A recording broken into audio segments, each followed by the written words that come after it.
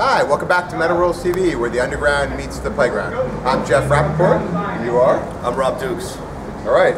So now, how exciting is this that we're finally doing this interview that we've been talking about? It's not that exciting. I mean, it's a little bit. No, not really. You look all excited. I see. It's all right, man. I see some movement. Listen, you know what it is? I had no idea. All right, go ahead. Well, let's start the interview because I had no idea. You don't remember this whole thing? I don't remember any of that. Right. I know that you had like your kid on the couch. Yeah. And it was really stupid, and everyone. Come on, you loved it. No one thought it was funny at all. You loved it. No, they didn't. You thought it was funny. I did. You weren't a little amused. But I don't remember missing an appointment with you. That's what I was like. Well, I don't remember making a. Now here's the story. Okay. Oh, okay. All right.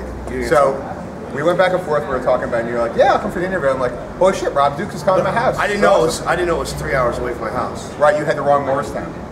Yeah, Moorestown is 40 minutes from my house. And the other one is really far away. Right. So we had. Yeah. Right. So we had a lovely conversation on the phone. We talked about. Yeah. About your. I was taking a ride on my motorcycle. I was going to stop by your house and do a quick interview, and then yeah. You're still going to do it. Eventually, yeah. Yeah. It's exciting to come to my house. Yeah, South Jersey sucks. There's no riding down there. You got pizza? Next time I go to the Pine Barrens on my dune buggy, well, maybe you come out there. Yeah, you instead of the couch, you'll come to the dunes. I'll go to the Pine Barrens. All right. You know, when I was in high school, I used to party out there. Okay. Did you ever party in the Pine Barrens? No, I've never partied out there. I didn't find out about the Pine Barrens until about 95, 96. Oh, yeah? Yeah. We used to go to, there's a mental institution, Ancora Mental Institution out there.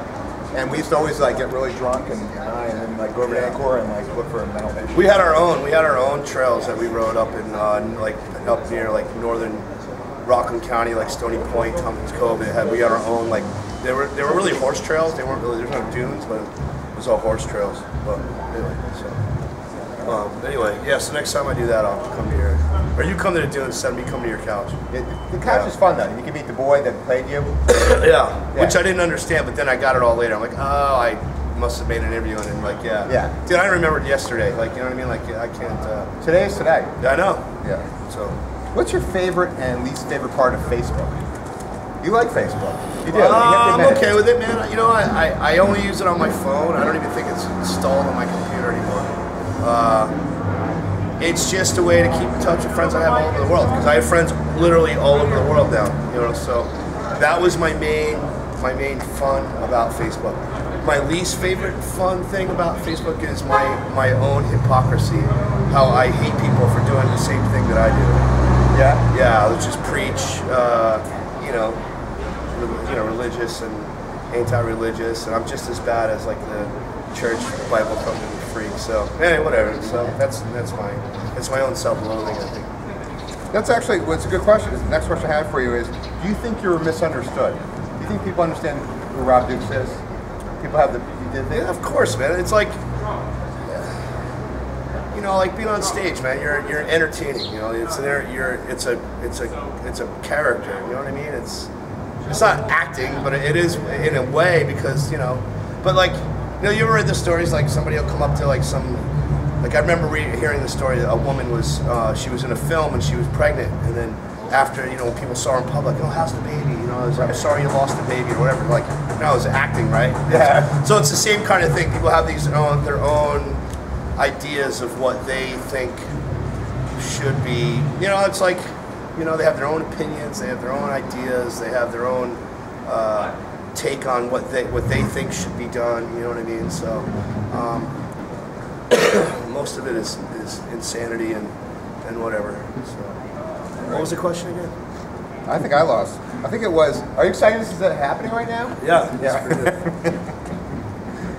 Now I talked going back. We had this long conversation on the phone about what a busy guy you are. I mean, yes. You were getting some tattoos done. You were driving on your motorcycle places.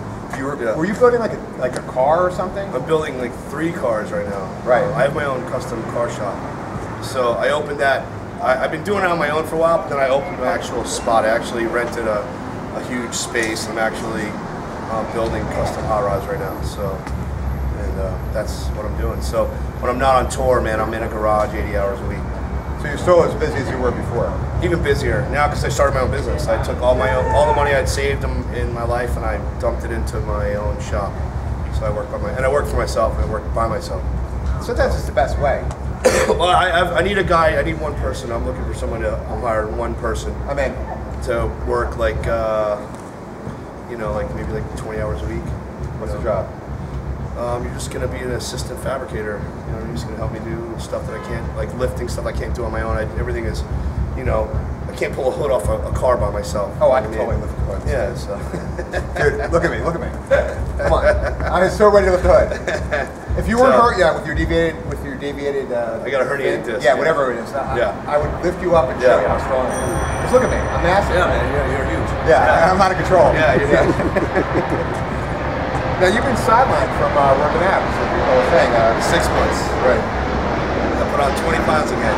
25 maybe at this point by the end of this tour. Fuck me. You hate that, right? Fucking hate it, man. It's my bane of my existence.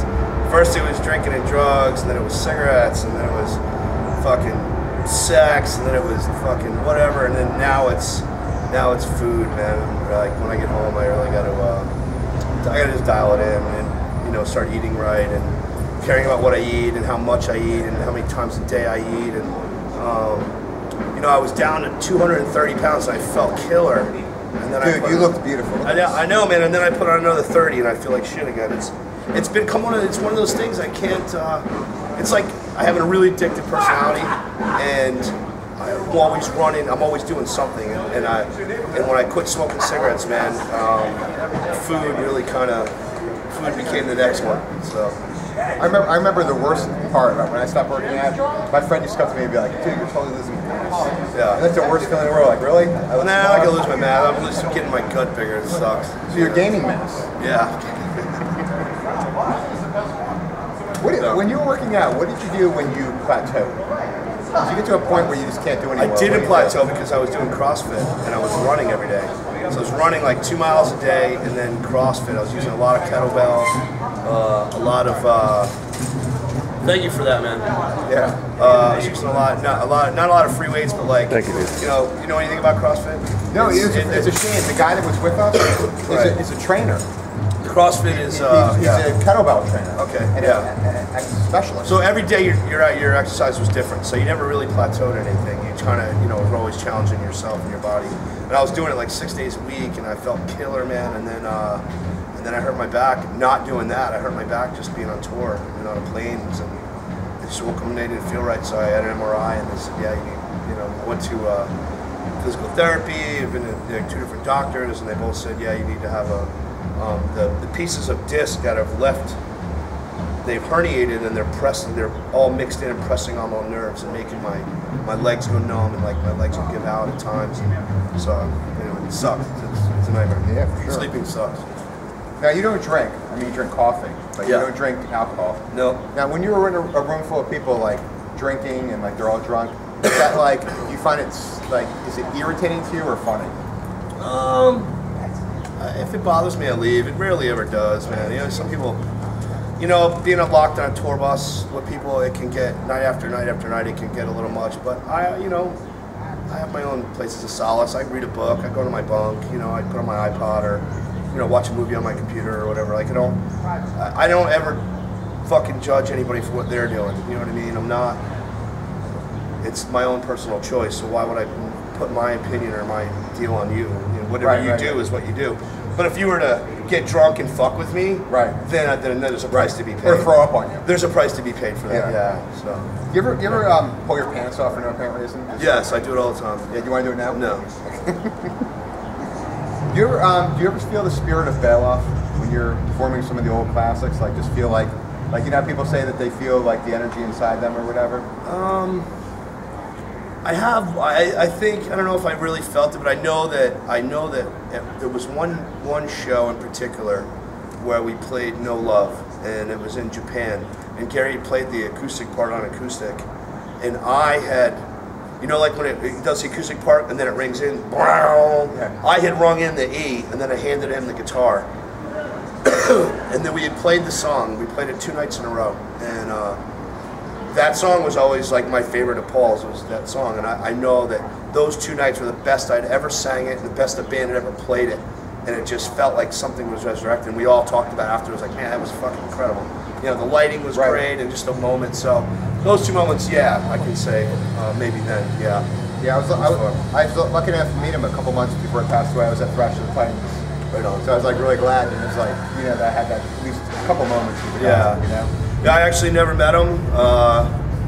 You know, heard millions of stories, you know. He was a trip, dude. He was, man. He was metal as fuck, you know, and you know, the one cool thing that I take from all this experience that I've gotten in the last 8 years is, you know, that Tom and Gary, the 2 guys, and Rick, actually, the 3 guys that really were Exodus as a whole, like, chose me out of all the people, out of the hundreds of people they saw. Like, I was the one that they picked because there was something there, and I'm grateful for that. Always will be, man. It was, you know, and all the fucking people that hate me and don't fucking, you're not Bailoff. Like I know, I was never trying to do this. You know what I mean? It was, I'm just trying to carry that flame that goes on. But the fact that they chose me. Posers yet today? No, not today.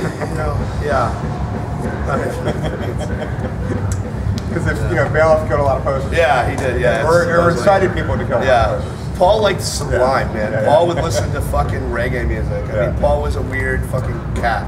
You know, he loved Iron Maiden, but he also, you know, loved reggae and Bob Marley. And, you know, the stories I hear that he has this legendary status, man. But people that really knew him, like these guys, knew him like a brother. You know what I mean? So, you know, and to hear some of the stories, it's like, wow, all right, cool. You know, so.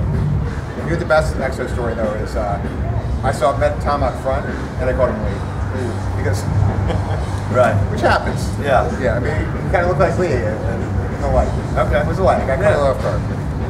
What's been your most surreal experience in Exodus?